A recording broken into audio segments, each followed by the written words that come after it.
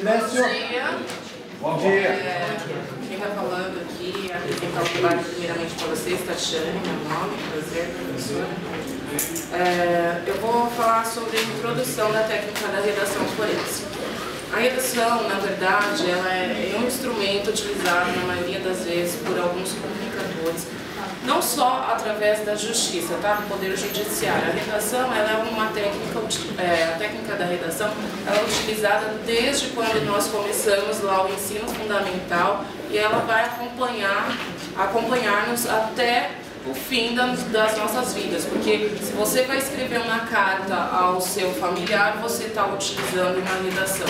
Então, para todas as vias, nós temos que ter a determinada clareza, objetividade, temos que utilizar também de formas mais simples, tá? Hoje, através da técnica da redação, vamos falar um pouco da verdade.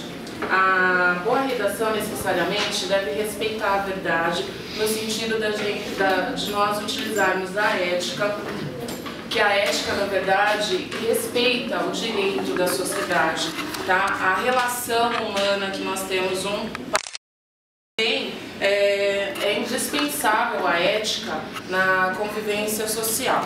Então nós devemos utilizar não só da verdade, como do nosso respeito. A verdade, ela liberta, muitas das vezes a gente já ouviu falar isso, que a verdade nos libertará. Então assim, dizendo sobre a verdade, você nunca vai estar confuso, você vai ter um resultado do que se busca melhor, tá? E automaticamente não utilizar o achismo.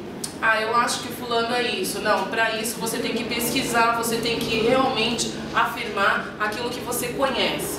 Não achar e apenas tentar, tem que provar realmente aquilo que você está possivelmente colocando na escrita. A clareza, enfim, na verdade toda redação ela tem que ter clareza. Clareza no sentido da objetividade, Só um minutinho, deixa eu só aproveitar o gancho que ela me deu. Está colocando, como é que você falou? Está colocando na escrita, você não falou? Isso. Está colocando, ainda tinha uma palavra a mais. Colocar, escrever. É muito mais objetivo, é muito mais direto. Enxuga o texto. Desculpa, tá? eu usei de gerundismo, que isso também não deve ser usado na técnica da redação forense. Podia perder esse gancho. Voltando, a clareza, uma boa redação, ela deve ser bem clara, bem objetiva, no sentido de quem está lendo entender, na verdade, o que se está colocando no papel, o que está escrevendo ou até o que a pessoa deseja adquirir. Então, de que forma é utilizada a clareza? Através, não utilizar letras, né, muito pequenas ou letras muito grandes. O texto deve ser utilizado com palavras simples, precisas. O texto deve ser coerente e automaticamente a técnica da redação ela segue uma ligada à outra. Então, na técnica, eu utilizando a clareza numa citação ou então numa petição, automaticamente eu tenho que, não posso faltar com a verdade, não posso faltar com a precisão, com a coerência, então tudo forma lá um contexto, tá? Tudo forma um grupo. Agora vou dar sequência aqui com os nossos caros colegas. Bom dia, pessoal. Bom dia. Eu fiquei com a parte de coerência e concisão. Como todo mundo vai falar sobre o mesmo contexto de coerência e concisão, eu vou fugir um pouco a regra dentro do mesmo contexto. A coerência no mundo organizacional, ela nada mais é do que ter uma visão sistêmica de todo o espaço que nós estamos no momento, e do ambiente que estamos no momento, como um todo. Saber se posicionar de forma que não ultrapassemos o limite da situação momentânea. No caso do dicionário, a coerência é uma ligação lógica, uma harmonia entre dois fatos, ideias e harmonia de algo com o fim a que se destina. Bom, então aí a gente já percebe que a coerência ela é necessária em tudo que a gente fizer na vida. A coerência ela tem uma linguagem. várias linguagens no caso. Ela tem a linguagem oral, né? Você tem que saber o que falar no momento certo, na hora certa. Ela tem uma linguagem corporal. A gente precisa saber o que vestir para cada ambiente, para cada espaço. Eu vou dar um exemplo, porque eu também não estava vestida a caráter. Nós estávamos a semana passada no fórum, né? Achei bonito que nossos colegas, a maioria, foram adequadamente. Eu estava de calça jeans, não estava adequada, sabendo que eu teria que estar formalmente. Então é bom a gente já exercitar esse lado da coerência para a gente poder ter sucesso na vida. O gestual, a forma de se colocar falando, dependendo do espaço onde você está, você tem que saber falar com o teu chefe, com teus colegas de trabalho, né? Com o teu professor. Você tem que saber a coerência do espaço. Por exemplo, aqui no momento, nós somos o subordinado. Quem é o subordinador? O professor. Então a gente tem que saber ter coerência para isso também. Saber aonde é nosso lugar, no momento certo, na hora certa. Bom, para cada lugar, cada situação, existe uma formalidade. Formalidade é essa que ninguém vai num campo de futebol vestido de terno e gravata, vai? Não, Só se ele né? sair direto de Bom, então aí já mostra que para cada lugar a gente tem que ter uma coerência. A gente tem que saber que no campo de futebol a gente tem que ir com roupa para jogar bola, enfim, determinados fatores. Bom, afrontar também é uma falta de coerência. Você não vai chegar no teu chefe e vai dizer, pô, meu, tá, como é que tá amanhã? Você entendeu? Então tudo na vida tem que se haver uma coerência, gente. Bom, no nosso Código Civil, considera inapta na narração dos fatos e não decorrer. Portanto, falando agora de como a gente tem que se posicionar também na escrita, a gente também tem que saber ter coerência, senão o juiz não vai ler a petição, tá? Então eu vou falar agora da concisão. Bom, a concisão nada mais é do que falar pouco, observar frases que possam explicar rapidamente para não se perder tempo, tendo uma postura coloquial. No dicionário, ter concisão nada mais é do que reduzir ao essencial. Então vocês percebem como é bom a gente falar pouco, objetivo e direto? Muitas vezes, até no mundo mesmo organizacional, eu sei que vocês lá na frente vão ser advogados de empresa, às vezes você perde uma oportunidade de trabalho porque você não sabe ter coerência, você não sabe se posicionar no momento certo e na hora certa. Então isso se chama visão sistêmica. Eu gostaria muito que até o final do curso vocês soubessem e lessem também o que significa visão sistêmica.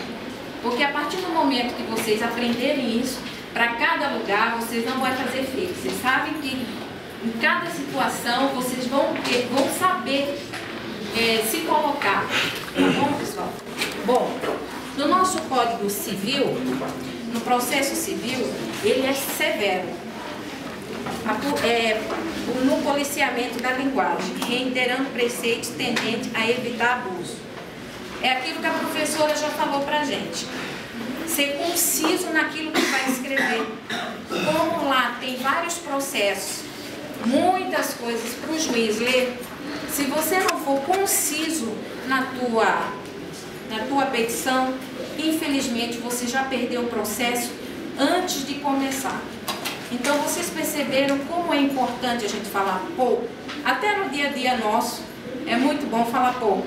Porque às vezes quem fala muito, a turma corre, não quer nem saber daquilo que fala muito. Porque às vezes quem fala muito nada sabe, né? E fala coisas que nem tem, né? Nem sabe o que fala. Bom, dando a coerência, agora isso é um debate pessoal, tá, gente?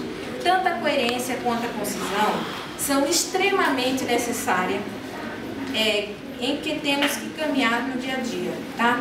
Elas fazem parte do sucesso ou do insucesso das nossas vidas, tá? Porque é você que determina onde você quer chegar. E para chegar, é preciso ter a nossa famosa coerência e concisão. Boa sorte. Obrigada. Muito bem, viu? Gostei muito da sua pesquisa, viu? Obrigada. Foi interpretou o tema, trouxe exemplos. Qual é o seu nome? Suzana.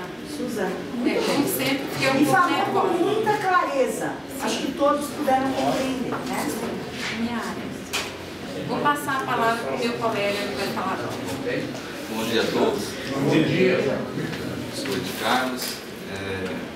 Meu grupo não é esse, eu que encaixei aqui para poder estar apresentando meu trabalho. Meu grupo apresentou na semana passada, não pude estar presente. E foi orientado aqui para que eu pudesse estar apresentando sobre a correção, né? A correção, na realidade, caiu bem para mim, né? Porque eu apresentei um trabalho para a professora, foi o primeiro trabalho que eu fiz, e ela corrigiu muita coisa, né? Muita coisa que estava fora do normal, fora do contexto, né? E sobre aquele trabalho que eu apresentei, foi algo que eu não fiz, né? Foi exatamente a correção, né? Parar, ler o texto, né? Ver o que eu coloquei, o que eu não coloquei, que deveria ter colocado, substituir palavras, né? Porque todo aquele que apresenta uma redação, ele está apresentando para alguém que é conhecedor, né? Da área. Então ele tem conhecimento da linguagem, tem conhecimento da redação. Então é bem possível que ao ler uma redação que ela não foi feita uma correção, que ela não foi bem detalhada, né, sobre os aspectos que foram apresentados aqui, automaticamente ela perde a credibilidade, né? Então toda a redação ela tem que ter uma certa revisão, né? E não somente uma revisão superficial, mas reler, se for preciso, olha, eu não queria dizer isso, eu acabei escrevendo o que eu não queria dizer, refaça a redação, comece de novo, para que ela possa ter credibilidade, né? Embora, né, haja, hoje em dia, como o texto aqui diz, embora haja tolerância sobre a linguagem incorreta, né, é certo que nós devemos procurar as palavras corretas para expor no texto. Por exemplo, nós aprendemos aqui esses dias que o mesmo, né, o mesmo é uma palavra que não se deve usar numa redação, nem mesmo na fala, né? E, inclusive, nós estávamos, né, no tribunal, no fórum, e teve, né, foi falado várias vezes essa palavra, e aí eu estava orando, observando. Então são coisas que nós vamos aprender no dia a dia também, né? Além da nossa lição, quando nós começamos a observar, nós olhamos que realmente faz a diferença, né? Principalmente no meio jurídico, né? E então palavras como essa, ou mesmo que deve ser trocada por ele, né, no caso, o mesmo se encontrava dessa forma, ou ele se encontrava dessa forma, né? Também tem um exemplo aqui, que através, né, através de fulano de tal, através de tal pessoa, né, seria por meio dele, né? Por meio dele nós chegamos a esse conhecimento, chegamos a essa conclusão. Então são palavras que devem ser tiradas, né? E nós só vamos entender isso na hora que for fazer uma revisão, né, do texto. E se for preciso também anular tudo e começar tudo de novo, né, para que possamos ter uma redação adequada. E sempre que possível, é uma orientação aqui desse ponto, guardar essa redação por um dia, deixa ela descansar lá, e no outro dia, com às vezes a nossa mente mais tranquila, aí nós possamos, as dúvidas que nós tínhamos, já passou a noite, né? Dormimos bem, né? Não preocupado com a redação, e aí as ideias estão mais claras, né? E a leitura do texto fica com um caminho definido, né? Então aí com certeza a nossa redação vai estar concluída. Depois do disposto, tudo que elas falaram, que clareza, coerência, concisão, né? E aí nós temos uma redação pronta para ser apresentada. Bom? Vale ressaltar em relação à correção que também nós devemos deixar os costumes de lado, porque que às vezes você está acostumado a falar de uma tal maneira, e quando você vai colocar no papel, a linguagem se torna um vício, e isso atrapalha muito. Então, não se policiar nessa forma, Bem, pessoal, meu nome é Solange, eu não vou falar bom dia porque desde do momento que eu cheguei aqui eu já desejei um bom dia a todos, tá? Agradeço a oportunidade que estão me dando, né, não só a mim como a todo o meu grupo, de explanar sobre essa obra do desembargador. Agradeço também a professora por, pelo menos para mim, tá, ter me apresentado o mestre desembargador Alexandre. Eu me apaixonei por aquilo que ele escreveu, porque eu tenho sérias deficiências em português. A qualidade do texto. Você se preocupou em nos fazer um texto no qual todos nós entendemos. Claro, o manual de redação forense está cheio por aí. Exatamente. A gente já tinha procurado outras coisas, os pais não tínhamos dito muita coisa. Então, eu parabéns por ser professora. Ah, muito bom. Continue. Bem, não vai chorar. Voltando ao assunto. Ser advogado dentro da faculdade, eu acho que está sendo fácil. Ser professor é mais difícil. Voltando ao assunto, eu acho que o Dr. Alexandre, o mestre Dr. Alexandre, ele nunca, eu acho que ele foi muito feliz numa citação que ele colocou aqui. Livra-me, Senhor, da tolice de querer contar todos os detalhes. Dá-me asas para voar diretamente ao ponto que interessa. Santa Teresa de Ávila. Como todos sabem, sou judia. Vou falar de Santa Teresa de Ávila. Mas, tirando do lado religioso, eu acho que Santa Teresa de Ávila, ela foi sucinta, ela foi exata. Ela teve uma precisão nas palavras, porque é isso, nada mais do que isso, que é o que? É não contar detalhes, é ir diretamente ao foco, ao ponto, é a precisão. Mas o que é necessário para se ter precisão? Planejamento. Nós temos que ter ideia de tempo, espaço e colocar, e também o nosso tempo, o nosso eu, porque isso envolve o nosso eu também. Muitas vezes eu cometo essa falha de, às vezes, eu vou escrever sobre isso. E começo a escrever. Poxa, de repente era para escrever 50 linhas, eu escrevi uma lauda. E aí, de repente, no dia seguinte eu estou lá lendo e falo, meu Deus, mas não é nada disso que eu quero dizer. Eu não estou sendo precisa, nem eu mesma, às vezes, me entendo. Então,